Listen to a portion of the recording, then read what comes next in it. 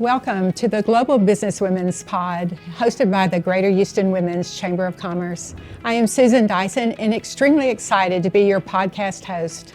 In my day job, I am proud to be the CEO, President, and founder of the Chamber.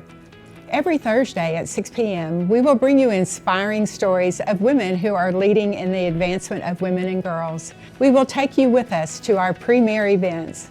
You will meet entrepreneurs, executives, and philanthropists who will empower and inspire you to succeed. So please mark your calendars and join us for the Empowering Global Businesswomen's Pod, Thursday at 6 p.m. We are so excited to be here to interview Casey Curry. I mean, what a legend she is already at such a young age. And I know, Casey, there have been many mentors in your life. And I know I've heard about some of them, but I know there's some we probably don't know about. And also anyone that has really sponsored you, too, as well. I know we talk about mentorship, but I know sponsorship is just as important. And also would love to hear a little bit more about your mom and dad and their influence on you and your career. Yeah, so I've had a lot of mentors in my life. I've been really the beneficiary of not just women who have mentored me, but men too. And in many ways, that really did start when I was growing up. My parents were always super encouraging, led me to believe that there was really nothing that I couldn't accomplish, that I couldn't do. They set really high expectations of me that have carried me forth and allowed me to kind of keep those same super high expectations of myself as I've continued to move forward. I grew up as a military kid, and just seeing the dedication of my parents to service for our country really inspired and kind of shaped my own life as I moved forward. My mom was a school teacher. My dad was enlisted in the military when he was young, and spent his whole career really in the military. And that very much instilled in me a want to give back to people, really honor our country in a lot of ways. I'm a very patriotic person, and that has definitely shaped who I am today. But even as an adult, I think about some of my first jobs at my first career, where I started off as a television meteorologist. One of my very first mentors, Nolene McGrath, is still one of my very best girlfriends now, but she was really the person who took me under her wing from the first day that I walked into that TV station, and invited me to like sleep on her couch instead of staying in a motel room all by myself as a new person in Abilene, Texas. So I think back to those days about people like Nolene that could have been not as nice as they were and not as giving of themselves. And I think about people just like her all throughout my career that have been those people for me that at any point could have been selfish with their time and their knowledge and really never were. And a big pivotal move for me was when I left television news and decided to come out into what I call like the private sector. And I moved out into the corporate world. And Roseanne Rogers, who was on television for many years before even I got to Houston, and she had made that transition herself. And even though she and I were not great friends, like personal friends, she just always made herself available to me for advice and counsel. And she really was one of the pivotal people to help me get my job at Alliantgroup. Amazing. Well, I've learned something new too about you. So that's wonderful. And I know you are so confident and secure about who you are. But is there anything, if looking back, said, "Gosh, I wish I'd have done this differently"? So there's nothing I would have done differently. I really am a believer that everything that you do is for a reason, and the mistakes that you make and the lessons that you learn, if you don't learn them then, you're going to bound to learn them down the line if you don't just kind of take advantage of those mistakes then. But the thing that I really do wish that I had done a better job of is enjoying the moment. I was always very future focused. What's next? What's my next goal? What television market am I going to be in next? What job am I going to have next? Next. That I often did not take the time to enjoy what was so amazing about what was happening right then. So that is the one thing that I would really go back and change. And it's the one thing that I think I really try to focus hard on now, especially now that I have a daughter and a family, and it isn't just about my career. I'm trying really hard to stay in the moment and enjoy all the great things that are happening for me. I haven't had the pleasure of meeting your daughter yet, but I would love to hear some of the advice that you have given her over the years, and advice she's probably giving you. I think I know with my grandchildren, I can't believe what they already know, at such a young age. But could you share a few things on both sides? Yeah, so my little girl Winnie is 8, and she is by far my favorite person. I tell her this all the time. She's my favorite person. And I often think about the example that I want to set for her. I want to set the example that she can be anything she wants to be, but she doesn't have to be someone else to do that. She can be herself and whatever that looks like. And I think for kids nowadays, that's very different even than it was when I was a little girl. There's just so much more open to them. They can express themselves in different ways. They don't have to confine themselves into a gender box. There's just so much more out there for them. The other thing that I really hope that I share with her is that other people can be her source of strength and inspiration, advice and counsel, because those are what my girlfriends are for me. And I love now that she actually has this group of girlfriends, even at 8, that are there for each other. And now at 8, it's very different, of course, than it is when you're a grown up. But just starting that pattern of having people that you can count on and you can go to and spend time with and share knowledge with is just such an important lesson to learn at a very early age. And as far as the things that she's teaching me, it really does go back to that idea that living in the moment is so important. And I think many children are really good at that. And that's something that I definitely learn from Winnie every day. No, I can attest to your volunteer skills. I mean, every organization is truly blessed if they find you on the volunteer list. I mean, you've been amazing serving on our board in the Steamtown, USA. But share why you believe it's so important to volunteer in the community, and how has it really helped you in your personal life and in your career? So I think that giving back is so important for lots of reasons. For one, all of us who have blessings in our life, I believe, have a duty to give back to others. And for different people, that means different things. And even in my own life, at different times in my life, it has meant different things. I think about difficult times in my life where, it would have been very easy to kind of wallow in bad things that were happening to me personally. And instead, I had volunteerism as an outlet because, when you're giving back to others and caring for others, there's not a whole lot of room to feel sorry for yourself.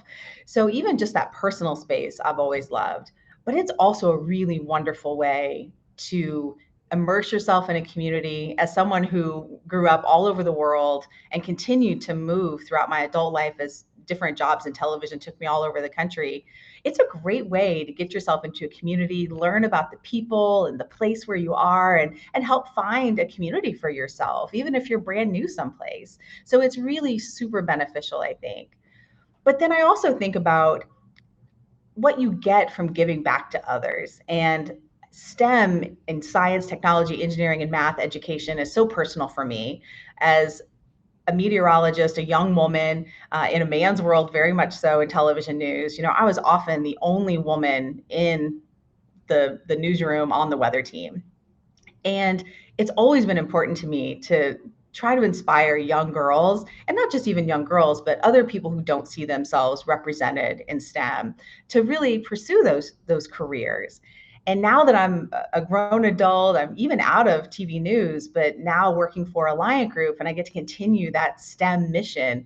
It's so impactful for me. It really does feed my soul. It's what gets me up every day to know that I can have an impact on someone else out there who might be able to see their future different than maybe what they imagine it today. So it's so gratifying to know that through my efforts in volunteering and giving back, that I'm able to have a really tangible impact on someone else's life. So let's imagine that you're writing your memoirs. And so your editor says, Casey, start with your accomplishments, start with what you're most proud of. What would those accomplishments be? I think the thing that I'm most recently super proud of is that transition that I've made from one career that it was in television news as a broadcast meteorologist to now a job and a new career at Alliantgroup that is in strategic communications and philanthropy, and being able to make that transition, I'm really proud of, because it was hard. It was hard for people to see me as something other than what I had been doing, someone who forecasted the weather for so many years. So I am very proud of that. And I think back along different parts of my career, there have been little steps like that, throughout it, even just, I think back to getting out of college and getting my first job in television. So many of my friends didn't, and ended up taking jobs in places they didn't want to, PR firms and private companies. Not that there's anything wrong with that at all, but it wasn't the dream that we all had in college. And so to be able to have a career in television that I really loved, I'm very, very proud of that. So those are kind of the two big things I would say, at least career-wise, that I'm super proud of. And you're the perfect person to give advice to someone re-entering the workplace. And I don't know if the advice you give to that person is any different than someone that's just entering for the first time. But share, if you had the opportunity to advise someone that is looking at changing careers or is just retired from one career and wants to go into something else. So I love this because this is one of my very favorite things to do. I often have people reach out to me, people that I used to work with in television, or maybe someone I worked with in a volunteer space, a friend of a friend. And now even through the Greater Houston Women Chamber of Commerce's Love What You Do mentorship program, I've had mentors that are in college who are now my mentees, and I get to share this advice with them. The number one thing I think for people is when they're looking for a new job, whether they've been out of the workforce for a little bit, or they're changing careers, or maybe they're getting their very first job, leaving college, is really to think about their network. And most people, if you ask them, they say, I don't have a network. I don't have people that do what I want to be doing. But it's never true. If you walk people through it, it's never actually true. So many people are your network, but I think too many folks tend to think of just their very close friends as their network. And that's not your network. It's every person through volunteer work, past jobs, friends of friends, people you've met at luncheons, people from church. It's everything you can imagine. And the surprising part, I think, for most people is that most of those folks want to help you. They want to help you find a job. They want to look at your resume for you. They want to help you network even further outside of where you are. So the number one thing I think for people is to look at their big network. And it's a network that almost everybody has, but they have to think about it a little bit differently. But if you can identify this big network that I really do think most of us have, that's really going to help you either get that first job out of school, get back into the workforce, or change careers. That's a perfect entree into the next question. So if you had the world at your feet and you were granted a wish that you could meet anybody, sit across the table for 30 minutes with someone, who would that be? I'm torn between two answers. The first one that jumped into my head is I would love to talk to President Zelensky right now from Ukraine.